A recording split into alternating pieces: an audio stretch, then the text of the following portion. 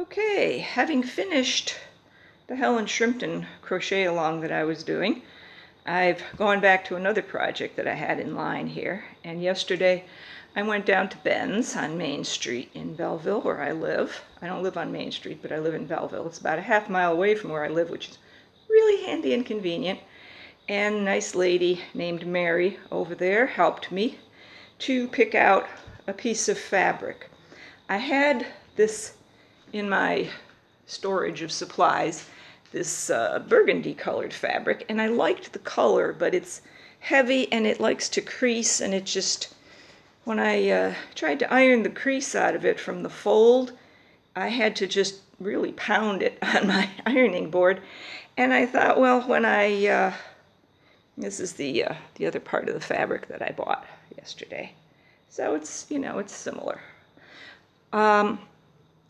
But it has a textured design on it, marbled, I guess you would call it. And so, yeah, so I was afraid that once I attached the piece of crochet to it, I wasn't going to be able to pound it on the ironing board again, and I was going to have wrinkles, and it wasn't going to be nice, and etc., etc. So anyway, I like this better, haha. And I had already bought a piece of foam board, so this morning I cut that down. I'd marked it the other day, but I hadn't cut it yet. So it comes in a larger piece, and here's what it is. Also got that from Ben's a couple months ago. That's how long I've been fiddling with this. Sometimes when something just doesn't look right to me, I have to leave it for a while. So, and I cut it with a razor knife, a blade, razor blade knife, and I have this metal straight edge, metal yardstick, which really is easier to use than a wooden one because it slides very easily. And it has a hole to hang it up by, and you hang it up by that and it doesn't warp. So you've got a straight edge that stays straight. Wow, what a thing. And so the other thing I did, I've been busy this morning. I wasn't going to just, film all this because it was going to get crazy. So the other thing I did was take the frame outside to my front step and put those hangers on. See, there's my concrete front step, which is nice and solid, but if you're going to do this on concrete and you don't want to scratch up your frame, you get some old cereal or cracker boxes and you put it on there, and then you put the frame on, and then you pound these little toothy guys in. These aren't from Ben's. These are from Ace Hardware, which is half or a block or two away from Ben's. So you get these little hangers and tack hammer. Tack hammer works better than a really big carpenter's hammer.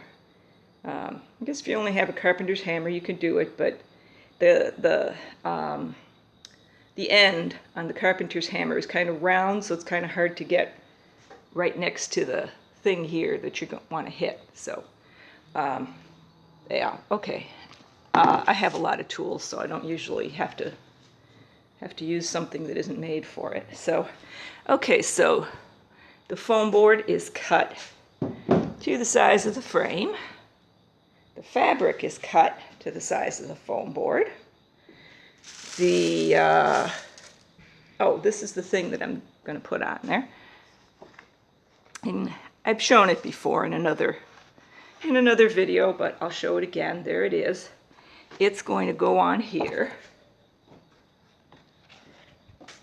And, with the lighting coming through the windows unevenly, it doesn't always look real great. But trust me on this, it goes real well with that color. When I show it finished, you'll love it. And here's where it is if you want to do it. It's Phoenix by Vanessa Smith of hookedonsunshine.co, not .com, .co. And there's also a video on that website. And now the pattern was free during the crochet along, but now it's a paid pattern.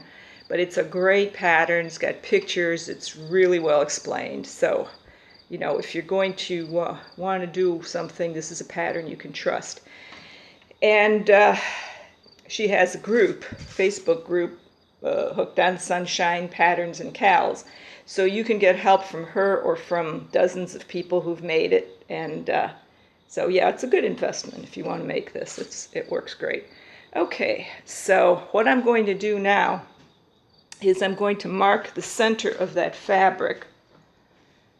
And I'm going to just take ordinary thread, ordinary needle, and I'm just going to nip a little stitch once I measure the center. Back to my trusty measuring stick again, and I'm going to mark the center, and then I'm going to mark where the corners of the crochet are going to line up, and then I'll put a couple little snips in the middle, little stitches in the middle, like for here. So then when I'm going to sew it on, and I'm going to have those stitches that I put in to the backing fabric to sew it, you know, to see where I'm sewing. So I'll get the middle, and I'll get the corners, and then I'll get this, and then if I watch what I'm doing, I can put a few more in here, and maybe I'll get some white thread out, and I'll hit this a couple times so it doesn't sag too much. I'll see how it looks when I get that far.